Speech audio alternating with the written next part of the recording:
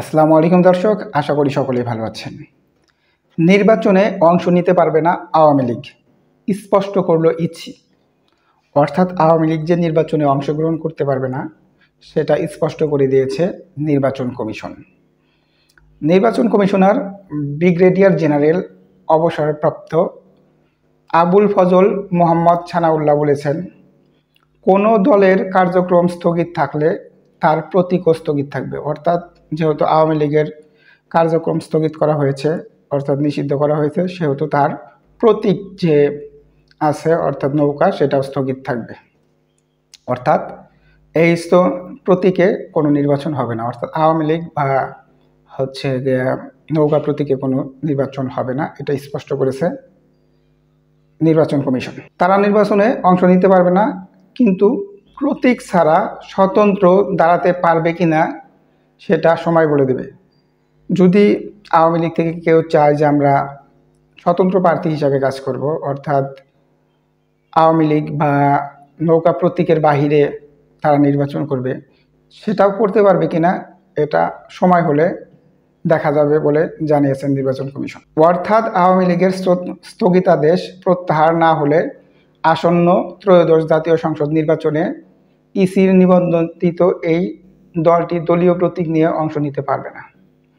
আওয়ামী লীগের নাম না নিলেও স্থগিত থাকা দলের বিষয়ে ইসির অবস্থান স্পষ্ট করলেন ইসি ছানাউল্লাহ। অর্থাৎ আওয়ামী লীগের নাম নির্বাচন কমিশনে না থাকার সত্ত্বেও তারা এটা স্পষ্ট করেছেন যে আওয়ামী লীগ নির্বাচনে অংশগ্রহণ করতে পারবে না এবং নৌকা প্রতীক নির্বাচনে অংশগ্রহণ করতে পারবে না। বুধবার 3 সেপ্টেম্বর নির্বাচন ভবনে গণপ্রতিনিধিত্ব আদেশ সংশোধন নিয়ে সাংবাদিকদের এই কথা বলেন আবুল ফজল মোহাম্মদ ছানাউল্লাহ।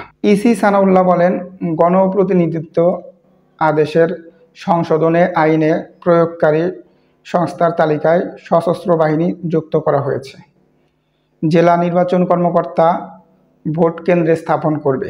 এছাড়া আদালত কর্তৃক যারা ফেরারি হবেন তারা নির্বাচনে অংশ নিতে পারবে না। অর্থাৎ আদালতে যাদের নামে মামলা রয়েছে, ফেরারি অবস্থায় আছে, তারা নির্বাচনে অংশ নিতে পারবে না। লাভজনক পদে যারা আছেন বলে গণ্য হবেন এবং যারা সরকারি 50% বা তার বেশি শেয়ার আছে এমন প্রতিষ্ঠানে কাজ করলে তারা অংশগ্রহণ করতে পারবে না।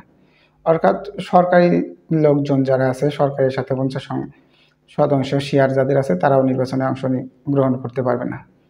এছাড়া হলফনামায় তথ্য গোপন বা মিথ্যা তথ্য দিলে ইসি পরে ব্যবস্থা নিতে পারবে। অর্থাৎ অনেকেই মিথ্যা তথ্য দেয়, যে তার হলফনামায় তথ্য দেয় যে তার কোনো সম্পদ নাই বা খুবই কম আছে, 50-60 হাজার, 1 লাখ, 2 লাখ, 5 লাখের মালিক, কিন্তু পরবর্তীতে দেখা যায় যে সে কোটি কোটি, হাজার কোটি টাকার মালিক।